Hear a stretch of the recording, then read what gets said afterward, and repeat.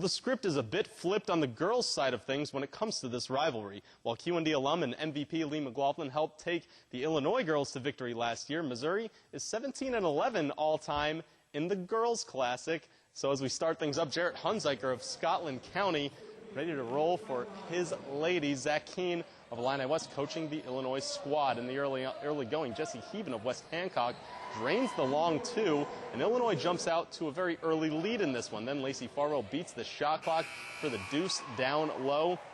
Back on the same Illinois end, Brittany Yost. She would have a monster of a game. Starts with the big swat, and she had a big day. Then off the Kristen Caldwell dish, Yost down low with two more of her 25 points. That's a game high on the night. Canton's own sharpshooter, Caldwell, picks up 2 quick points.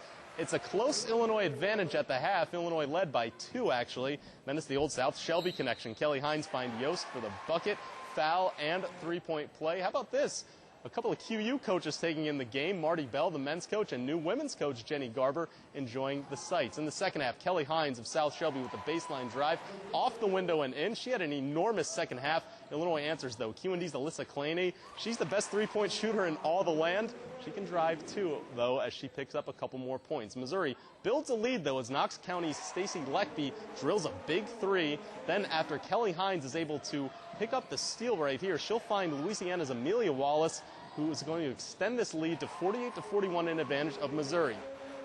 Not too bad for the Show Me Staters as they try and organize some things. I hope my boss isn't watching right now, because this kid, Justice Keene, may be hired out from under me, as he had a little fun with the KHUA microphones all night. More from Louisiana's Wallace, picks off the pass, recovers this one, and lays it in.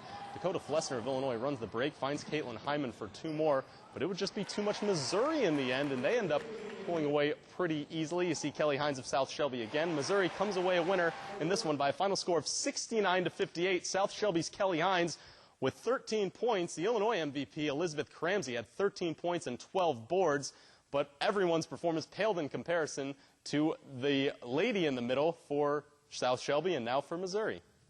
Yeah, I was nervous, but I was really excited because I knew that these girls were the best of Illinois and Missouri. And I knew tonight, if we wanted to win this, we were going to have to step it up. I'll tell you, from day one, we took a stress defense. And these girls believed in that and did a good job holding up 58 points with their firepower. I'll tell you, we did a great job on Carter Ware inside, too. Really forced her out, catching the ball. She's going to catch it. She's going to catch it outside the paint. And good, we dug on the ball a little bit. And I couldn't be happier. These girls, they are a blue-collar team. And sure enough, they did it today. It's an awesome feeling. I mean, I'm really glad, and every girl deserves to get MVP because every girl did a good job, but just to get it is awesome. She knew the history of the game, and she was going to give 100%. Certainly a fun night to be had by all. Always a good event to look forward to for the McDonald's Harold Wig Basketball Classic. Well, despite suffering their first and only setback so far this summer, earlier this week, the Gems returned to Quincy for a lengthy homestand where Chris Martin and company try to improve on an already impressive record so far. The Gems hosting the Danville Dans, and doesn't look so good in the early going. Matt Barra goes down swinging as the Danville Dans Matt Wagner is pretty darn good. James Rhodes gets back, though, with a strikeout of his own. Then it's time for a little bit of Quincy Gem offense. Trailing 3-2, Aaron McCarver bloops this one into left field for a single in the bottom of the 6th inning. Then later on, D.W. Warner. This guy's got more hustle than anyone in the Prospect League. He reaches right here thanks to the error. Later on, Anthony Heck singles to score McCarver, and that will tie this ball game up at 3 apiece. Oh, but Quincy's not done. Same inning. Hustle on the bunt right here by Travis Becker. He's able to climb aboard as he beats out the throw. Not too bad. So now a few runners aboard for John Pace, and he is able to deliver as he makes it 4-3 Quincy with one swing of the bat. And later on, Brian Lippincott cranks one that goes all the way to the left field wall. That will actually clear the bases. It puts Quincy up 6-3, and the Gems enjoy a huge 6th inning, and they come away a winner in this one. Your final score, 10-3. The Gems win, and they're back in action tomorrow night as well. The Hannibal Cavemen continue to stay on pace for 2nd place in the West Division of the Prospect League with a huge victory over the DeKalb County Liners by a score of 4-3. We've got a little high school baseball for you this summer. The Western Illinois Hawks taking on the Springfield Statesmen, down 3-0.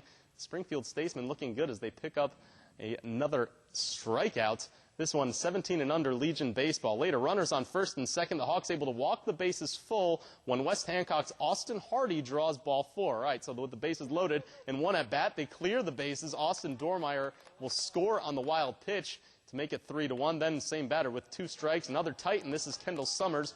He will single up the middle. That'll score Drew Million of Quincy High and Austin Hardy. And all of a sudden, we've got a tie game at 3 apiece. QND's Adam Stupowski. Look out for this guy for Chris Martin's club in the future. He waves that high one, and it falls into right field. Summers scores to give the Hawks a lead. Then Paxton Harmon on the hill, just wheeling and dealing, picks up the strikeout with the great changeup. Then later on, in a bases-loaded jam, Harmon's able to get out of this jam by inducing the deep fly ball to end the inning. This one would take 8 innings, and Brown County's Tim Woodward picks up the game-winning RBI as the Hawks take down the Statesmen by a final score of 6-5. That in Game 1 of a doubleheader. In Game 2, against the same Statesmen, it would be the Hawks victorious by a score of 8-7. West Hancock's Austin Hardy takes the bump in that one and also picks up the win as well.